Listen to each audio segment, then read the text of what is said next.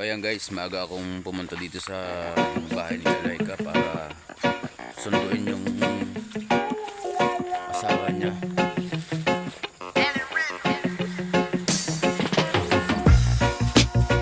Dahil ako ay pupunta ako ng Panganiban doon sa isang pabahay kay Ate Luz. Nag-usap kami ni Lulong kagabi na survey ko na yung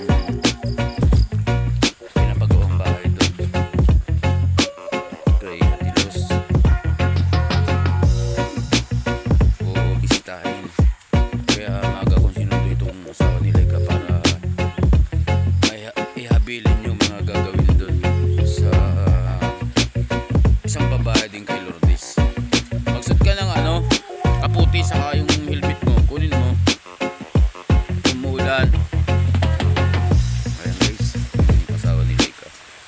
Kaya itong umaga na naman ito, umuulan na naman.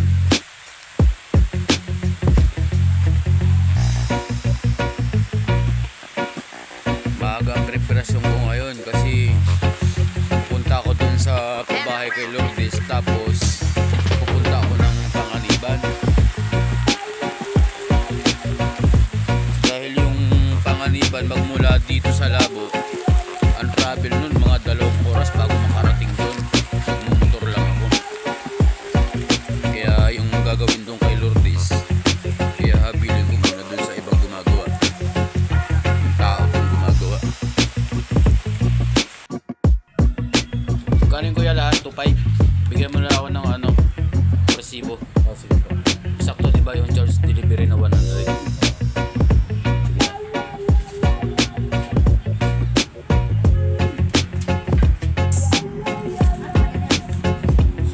Simento, bakal, may kahoy ito. 20. Oo, bukas deliver. Siguro kinabukasan din ba hindi dito kasi uwi man siya. May papitik lang sila doon sa Quezon.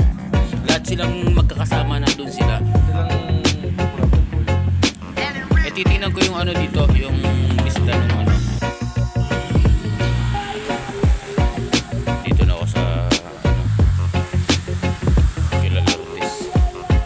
Puntahan ko lang yung isa kong kasama dito. Ay, nandito si ate.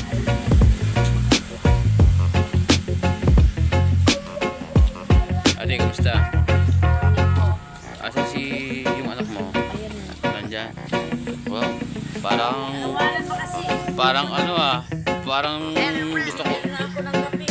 gusto ko ulit magkape. Ano ba yan? Energy? Nandun na yung ibang tao. Kanina pa. Sana wag nang umulan para tuloy-tuloy yung gawa natin. Para madaling matapos. At saka pag ulan ng ulan, kawawa din yung karpintero, walang trabaho, walang income. Diba?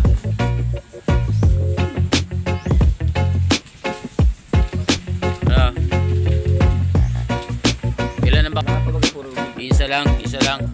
Yung rodila mo nandun pa sa daig. Dadaling ko na lang dito pag gagamitin mo na. Nandun na yung 3. Puro pagka di na magkapasok. Ngayon. Oh, sige, okay lang. Ay di bukas ka na lang gagawa. Oh, sige. Okay lang yun kasi ilang araw naman di bang umulan, kaya kailangan din namin kung kailangan makapag-sideline, mag-sideline muna. Eh di tatapusin mo muna yung extra mo ngayong araw. Pero bukas papasok ka na dyan kay